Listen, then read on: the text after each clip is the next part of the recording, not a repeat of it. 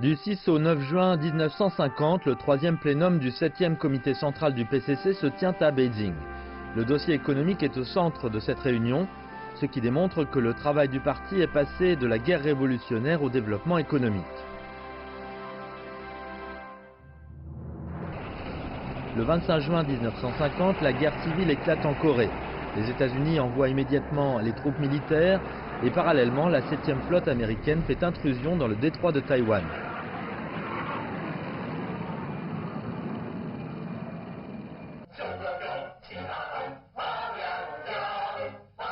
Le 8 octobre, Mao Zedong a donné l'ordre d'organiser l'armée des volontaires du peuple chinois. Le 19 octobre, l'armée des volontaires traverse le fleuve Yalu et participe ainsi à la guerre de Corée. Du 25 octobre 1950 au 10 juin 1951, les armées chinoises et coréennes en étroite collaboration se lancent dans 5 batailles. Les troupes d'agression sont obligées de reculer des rives des fleuves Yalu et Tumen jusque derrière le 38e parallèle. La victoire de la guerre de résistance à l'agression américaine et d'aide à la Corée défend la sécurité de la Chine nouvelle. Elle sauvegarde la paix mondiale, crée un environnement pacifique et aide à la construction économique chinoise.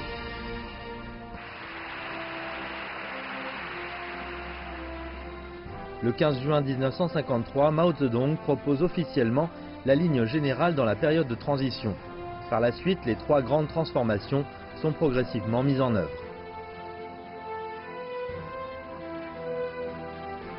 En 1952, Wang Wofan, un villageois de Sipu, en répondant à l'appel de la coopération agricole, regroupe 23 des foyers les plus pauvres du village et crée une coopérative préliminaire.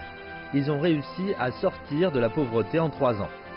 Fin octobre 1955, Mao Zedong a invité à 2 reprises les personnalités des milieux industriels et commerciaux à échanger en vue de communiquer avec eux. Par la suite, la transformation de l'industrie et du commerce capitaliste va connaître son apogée.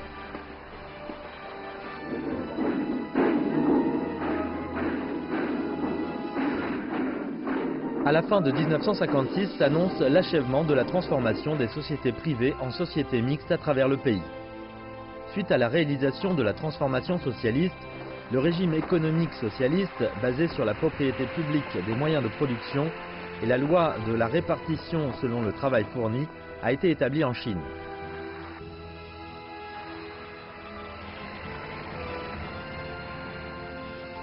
En parallèle de l'établissement du système économique socialiste, le système politique socialiste est en train d'être élaboré.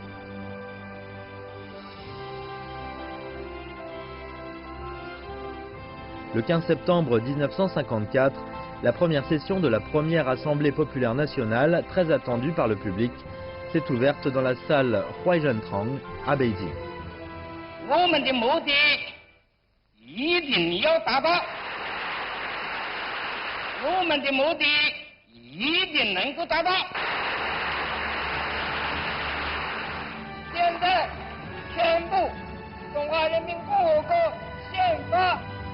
1954年9月20日通过。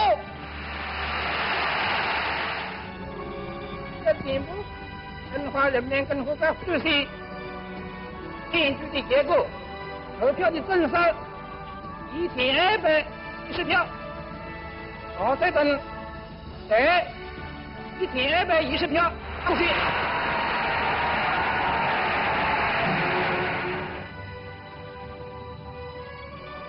L'adoption de la Constitution de la République populaire de Chine et la mise en place du système de l'Assemblée populaire nationale servent de base politique solide au développement et la prospérité de la Chine. En 1956, il a beaucoup plu lors de la fête nationale.